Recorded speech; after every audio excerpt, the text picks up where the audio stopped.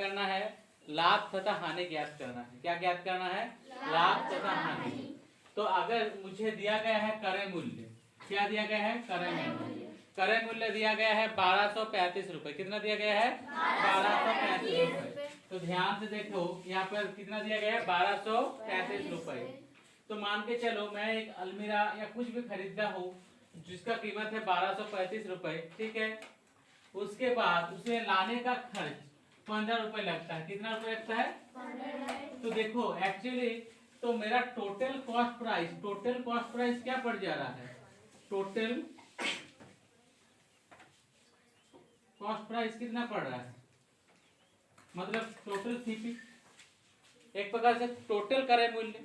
तो पहले मुझे कितने में खरीदा था? 1235 रुपए में। उसके बाद मैंने 15 रुपए और लाने में खर्च किया, तो मेरा जुड़ेगा कि घटेगा? जुड़ेगा या घटेगा? देख पा रहे हो ऋषिकेश? इधर ध्यान दो। तो देखो 5 5 कितना हो गया? 10। 2 1 कितना हो गया? तो 3 1 कितना हो गया? 4। और ये यहाँ पर एक हाथ में है तो 4 1 कितना हो गया? 5। 2 1 कितना हो गया? सॉरी ये तो 2 ही रहेगा। तो कितना हो गया? मुझे टोटल 1200 कितना रुपए हो गया? 1200। अब मुझे बोलो ये मेरा हो गया टोटल 1250 रुपए हो गया, है कि नहीं?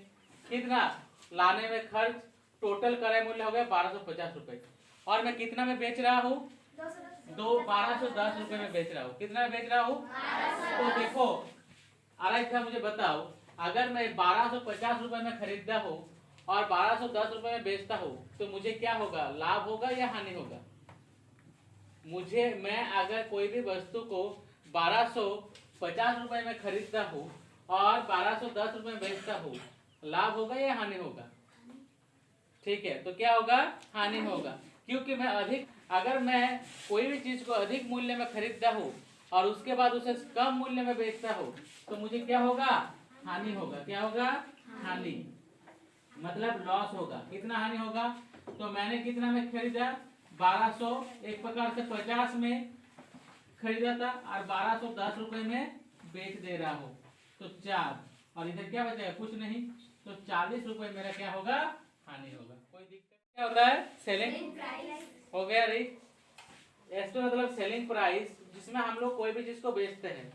तो शिल्पा मुझे तुम बताओगी अगर हम लोग कोई भी चीज को 843.50 पैसे 843.50 रुपए में अगर हम कोई भी चीज को बेचते हैं और 850 में उस चीज को खरीदते हैं।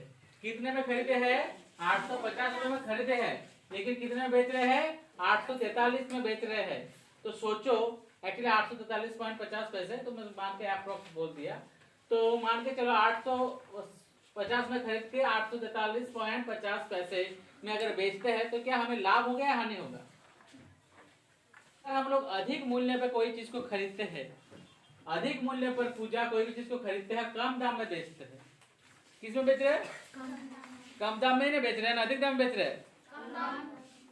अधिक मूल्य में खरीद कर कम दाम में बेचते हैं तो हमें क्या होता है? क्या होता है? लॉस होता है। तो देखो 850 रुपए में खरीद कर अगर 843 में बेच रहे हैं लगभग, तो हमें कितना क्या हो रहा है? लॉस हो रहा है। तो यहाँ पर क्या होगा? लॉस निकाल लोगे। तो क्या दिया है? प्रॉफिट या लॉस। तो आप क्या ज्ञात करोगे? लॉस ज्ञात करोगे। अब इसमें क्या है, अगर मैं कोई भी चीज को 1500 रुपए में खरीदता हूँ, कोई भी चीज को 1500 रुपए में खरीदता हूँ और मुझे 100 रुपए का लॉस होता है, 100 रुपए का लॉस होता है, तो मेरा सेलिंग प्राइस क्या होगा? क्या होगा आयुष? 1400। 1400 में खरीद के दे ही दिया है कि मैं 1500 में खरीदा हूँ, तो 1400 में बेचूंगा तो मुझे तो क्या होगा? हाँ, हानि होगा। क्या होगा? हानि होगा। तो एक्चुअली में कितने में बेच रहा हूँ मैं? 1400 में बेच रहा हूँ। तो देखो सीपी मेरा कितना हो गया? 1500।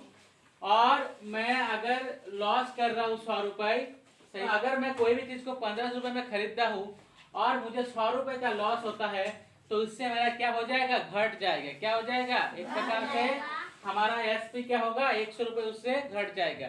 तो सोचो मैं कोई भी चीज को 1500 रुपए में खरीदा, कितना में खरीदा? 1500 में खरीदा और 1400 में बेचा। कितना में बेचा? 1400 में बेचा।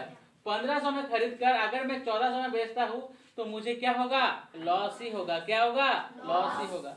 समझ में आया? 1500 में खरीदा और 1400 में बेचा, 100 रुपए का लॉस।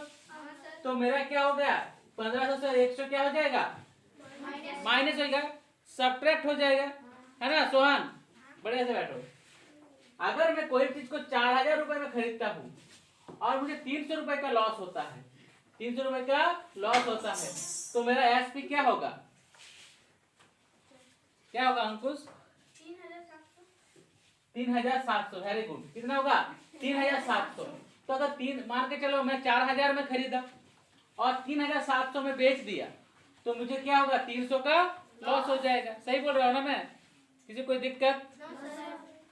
अब मान के चलो मैं एक चीज को 3580 रुपीज में खरीदा। कितने में खरीदा? 3580 रुपीज 20 पैसे में खरीदा और मुझे 21.80 पैसे मतलब 3518 रुपए में 3518 रुपए 20 पैसे में मैंने खरीदा और मुझे लाभ हुआ 21 रुपए 80 पैसे। तो मेरा एक प्रकार से क्या हुआ? मेरा सेलिंग प्राइस क्या होगा? इसके साथ ये जुड़ जाएगा कि नहीं जाएगा? इसके साथ ये जुड़ जाएगा कि नहीं जाएगा? तो एक बेसिक फॉर्मूला क्या हुआ? जब हम लोग को विक्रय मूल्य ज्ञात करना होगा, अगर मेरा लॉस हो तो सीपी के साथ लॉस घट जाता है और अगर मेरा प्रॉफिट हो तो सीपी के साथ प्रॉफिट जुड़ जाता है। ये सब आप लोग घर में कर पाओगे?